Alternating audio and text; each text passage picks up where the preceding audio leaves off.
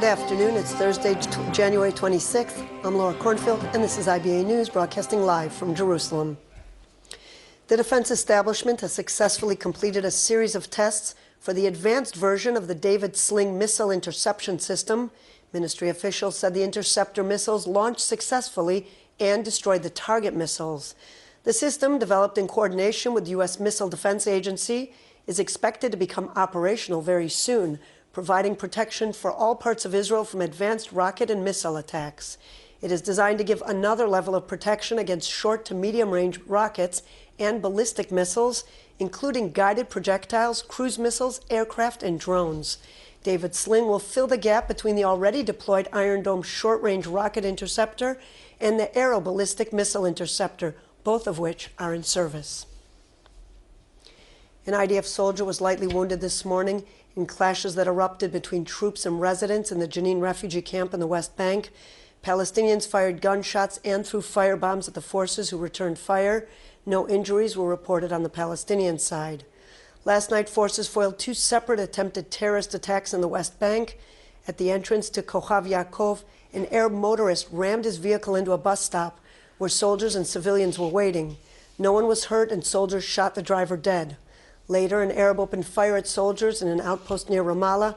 Forces returned fire, fatally wounding the gunman. There were no Israeli casualties. Prime Minister Benjamin Netanyahu met this morning with former New York Mayor Rudy Giuliani in Jerusalem. Giuliani, a close associate of U.S. President Donald Trump, who was recently appointed as his new cybersecurity advisor, conveyed a personal message from Trump to Netanyahu ahead of the two leaders' scheduled meeting in the U.S. next month. Meanwhile, before he heads off to Washington in February, Netanyahu is busy dealing with the ongoing investigations against him. Channel 10 reported that police are likely to recommend indicting the prime minister over case 1000, surrounding his receiving of personal gifts valued at hundreds of thousands of shekels from billionaire Arnon Melchin. Last night, Netanyahu addressed the ongoing probes at a stormy Q&A session in the Knesset. The prime minister lashed out at his fellow lawmakers, charging the investigations against him had been accompanied by a celebration of hypocrisy and self-righteousness. "I'm the one being investigated? That's a bad joke," he said.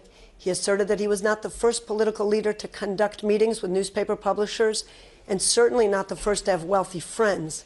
Netanyahu declined answering questions on whether he will resign if indicted in one of the investigations against him.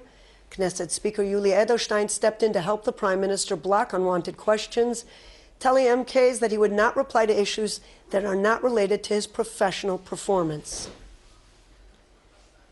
In an unusual humanitarian gesture, the Interior Ministry has given the green light to grant refugee status to 100 orphan Syrian refugee children. The children, all of whom are above the age of 10, will be integrated into Arab-Israeli families. According to the plan, they will first be granted temporary resident status for 4 years, after which they will become permanent residents, enabling them to live in Israel for their entire lives. The government has reportedly approved the decision and now needs to coordinate between the relevant international organizations in order to facilitate the move. Since the start of the Syrian civil war in 2011, Israel has refrained from taking a position in the conflict within Syria, which is considered an enemy state. However, it has not turned a blind eye to the humanitarian crisis. Since the war broke out, more than 2,500 Syrians injured in the fighting were treated in Israel, most of them at the Ziv Medical Center in Sfat. The wounded are treated by Israeli army medics before being transferred to hospital. In the first weeks, no. We try not to ask them many questions because we are afraid that they will be in more stress and to be afraid more. So we just give them what they ask and we give them the medical care. Then after weeks, we start the relationship together. They trust us and we start, yes. We ask, not all of them, but many of them, they told us about the story, where they come from and what's the real name of them, and we have a good relationship together. Ben Hassin, the 20-year-old Israeli being held in an unnamed Muslim country that does not have diplomatic ties with Israel on charges of murder, has been given 2 more weeks until his scheduled trial. The extension is a lifeline for the young man, who also holds Canadian citizenship, and an opportunity for his father to transfer the $120,000 to the killed taxi driver's family in order to secure his release. Hassin shot and killed a taxi driver who threatened to turn him over to ISIS terrorists after he was heard speaking Hebrew in his cab. He began fighting against the Islamic State on a trip to the Muslim country where he went to visit his grandparents. His father was able to negotiate a settlement agreement with the victim's family and has, within a few days, managed to raise the ransom money through several online crowdfunding campaigns and the help of generous Israelis. The legalization of cannabis in Israel has moved up a step today. Public Security Minister Gilad Erdan announced a change in law enforcement policies against marijuana users. Speaking at a press conference this morning, Gilad introduced his so-called 4 felonies plan. According to the new procedure, people caught using up to 15 grams of weed will be fined without a criminal record. A second felony will be slapped with a double fine, also without criminal record. And the third time would be closed only through a special settlement agreement. Criminal charges will only be pressed in the case of a 4th felony, in accordance with a police recommendation. Erdan stressed that if the government approves his new policy, police will be able to redirect resources away from normative personal users and focus instead on dangerous drugs. Ahead of International Holocaust Remembrance Day, which is marked tomorrow, Yad Vashem has created a special section on its popular website dedicated to the day, including ways for the public to relate and connect to the Holocaust. IBA's Ari O'Sullivan reports. Remembering the Holocaust can be a collective event, but more likely many people will be commemorating it in a private way. Yad Vashem sees the internet as a way to allow individuals to connect and reflect on the Holocaust. First of all, we are gearing and preparing information and content in experiential way specifically for this day.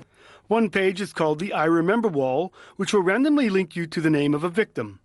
We're opening on Yad Vashem's Facebook page an I Remember wall, and we are inviting the surfers to join that and do an active act by joining this page and by matching their name with someone from the Holocaust, and it appears on their page, and then they're sharing it, and then more and more people are exposing to the information about the Holocaust. A lot of people don't have a direct relation. You know, we're not talking just to one specific audience. We're talking to a global audience from all over the world, and so they don't necessarily know a Holocaust victim. And so this is an opportunity for everyone equally to provide a commemoration and memorial to Holocaust victims and the Holocaust. Another exhibition online is one that tells the story of the children's homes in France that saved thousands of Jewish kids.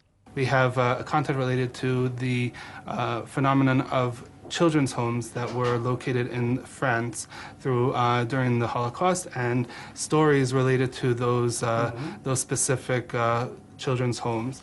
We also have another new exhibition that just came online about last letters that were sent.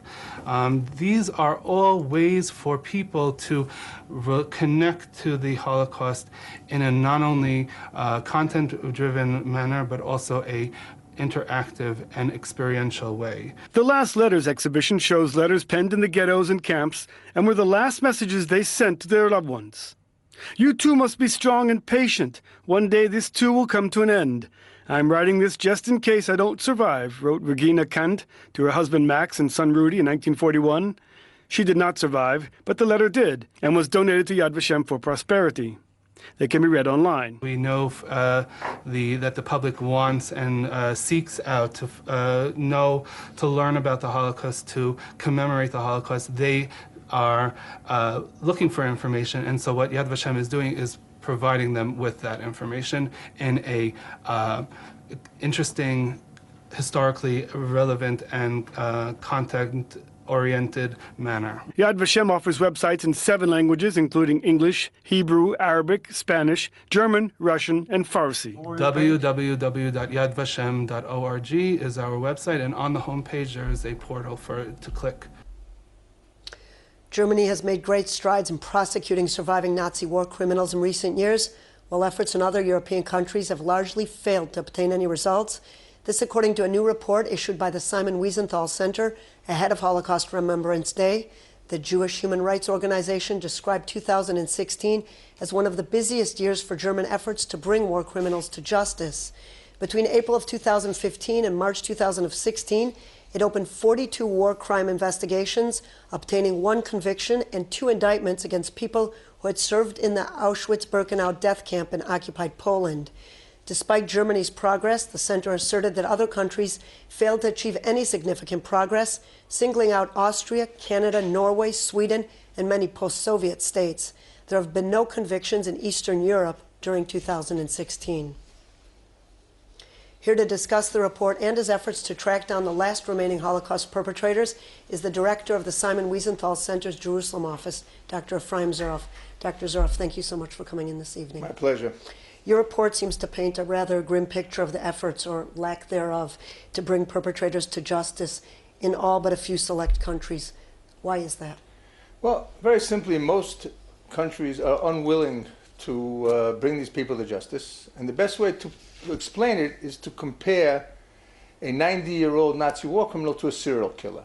I'm sure that if a serial killer were on the loose in any of these countries, they'd be making a very serious effort to find this person and capture him and put him in jail where they belong.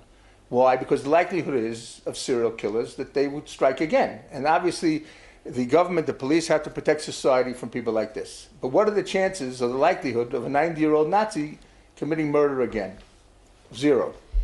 So in other words, many of these countries realize that all they have to do is wait, the people will die, and they'll be spared the embarrassment, the expense, and whatever else is involved in such a experience, in such a trial, which of course does not reflect well on the country where this person is from. Dr. Zuroff, I understand that the 2011 prosecution of Sobibor guard Ivan Demjanjuk opened a door for a spate of further prosecutions in Germany. What was the significance of that case? That case was incredibly significant, and the change that German prosecutors have made has been absolutely dramatic. In simple terms, until about 8 years ago, in order to prosecute a Nazi war criminal in Germany, you had to prove that that person had committed a specific crime against a specific victim and had done so motivated by racial hatred, which is practically impossible to prove at this point. The change that was made was that any person who served either in a death camp, which was a camp with the apparatus of mass annihilation, all 6 of those death camps were Nazi camps in occupied Poland, or in the Einsatzgruppen, the special mobile killing units, can be convicted based on service alone of accessory to murder. The punishment in Germany is 5 to 15 years. And this can be proven with documents. You don't even need a witness to come and say, I saw this person serving in Sobibor, I saw him in Chelmno, I saw him with Einsatzgruppe A or B or C or D. The Simon Wiesenthal Center's operation Last Chance offers financial rewards for tips leading to the prosecution of war criminals. How much longer can you keep up such efforts? Listen, the effort continues. The question is, how much longer will there be credible information? We've received hundreds of names, and in the course of the existence of Operation Last Chance, and only in slightly more than 1% of the cases did those names ultimately turn into a serious, solid case. There are problems of credibility, there are problems of finding the people, sometimes their health fails, and we face a tremendous number of obstacles. So the way that I look at it is any such legal action that's taken, an indictment initially, later a conviction, is a victory, and we're very thankful for that and very happy about it. And we're trying our best to maximize justice while justice can still be maximized. One last question, Dr. Zuroff. There are those who claim that it's cruel to pursue such old men. Why do you think that this is important, and how do you reply to your critics?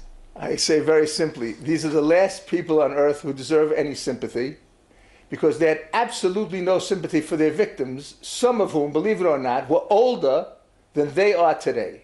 And I would add something else from my personal experience.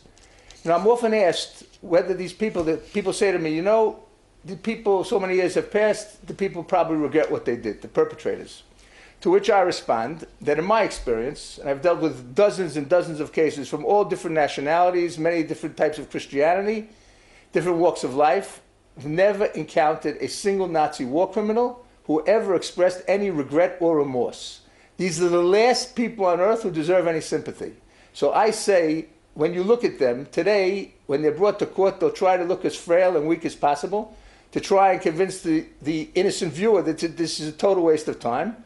But you have to look at them and see before you the people who, at the height of their physical powers, were devoting all their energy to the mass murder of innocent men, women, and children. Dr. Ephraim Zeroff, thank you for being our guest this evening. Thank you. A new documentary telling the story of a groundbreaking educational project that aims to memorialize every one of the 1.5 million children murdered in the Holocaust with painted ceramic butterflies premiered in New York this week.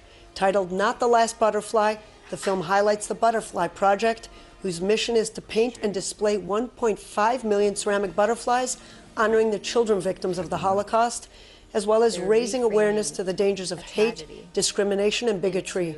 Not the Last Butterfly was filmed on location in the United States, the Czech Republic, Poland, and Israel. Before making its New York debut, the film toured across Europe in various Jewish communities. A big J, which means for Jews. But when we saw the cattle cars, we realized we are being shipped to a concentration camp. Then also he said, stay alive so you can tell the world what they're doing to us. Working with children. Seeing him smile and have like this bright eyes, it encouraged me a lot. She has hope for the future. She has hope that students like us will take what we've learned and do something with it. Inspired by an artist. People like Friedel used art. Back here at home, the Israel Nature and Parks Authority announced the discovery of a rare stalactite and stalagmite cave in the northern Galilee region. The relatively small cave, whose specific location is yet to be announced, also contains elongated rock formations, some several meters in length. Officials at the Parks Authority Lower Galilee Division called the discovery exciting and thrilling, but stressed that for the time being, the cave will not be open to the public in order to prevent damage to the stalactites and stalagmites, which are protected by law. In local money matters, shares were up on the Tel Aviv Stock Exchange in end-of-week trading, while the shekel strengthened in foreign currency trading. Here are the numbers.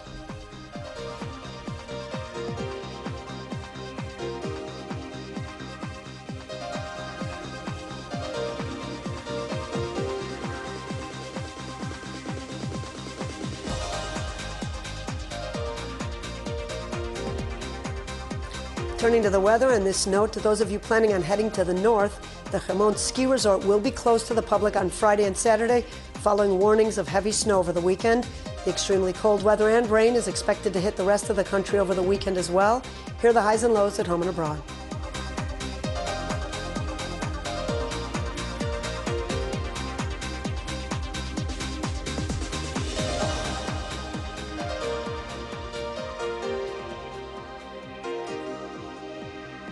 And that's our broadcast for today. We'll be back on Sunday with all the latest news from Israel. Until then, I'm Laura Cornfield wishing you a great weekend and Shabbat Shalom from Jerusalem.